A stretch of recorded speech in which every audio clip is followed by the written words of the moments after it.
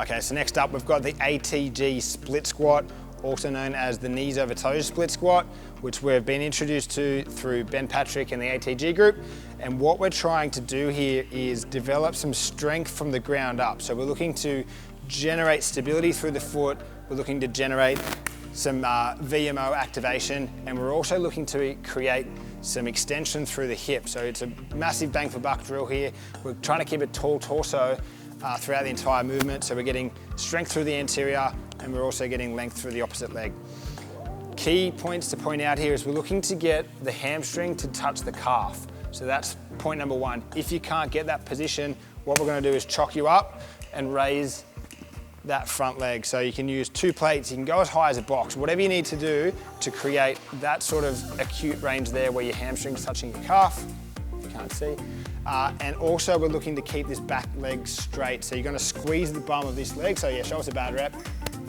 As soon as you bend that leg, you're now not getting as much stretch across both joints, so it's not as intense. So we want to squeeze the bum, straighten that back leg out. So from here, we're looking to either hold at the bottom for as long as we need to and just create an isometric stretch and strengthening drill, or we can go through some reps. So just show me 2 reps. And you can see his foot trying to stabilize. So the idea of this, over time, we're going to get a lot better at stabilizing the foot and therefore the cascade effect of creating strength from the ground up.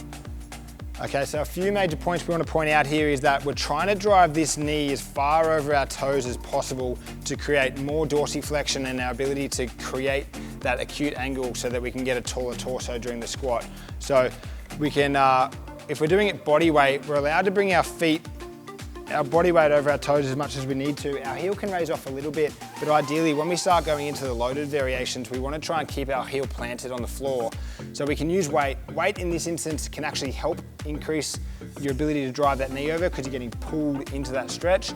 We just need to make sure we maintain a tall torso and we're trying to create a big stretch through that hip flexor on that side there.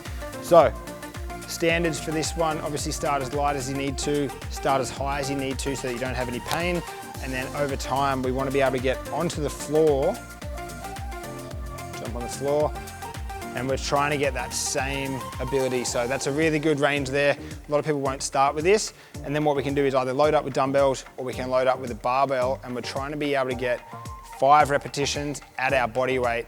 So that's going to get quite hard and quite aggressive.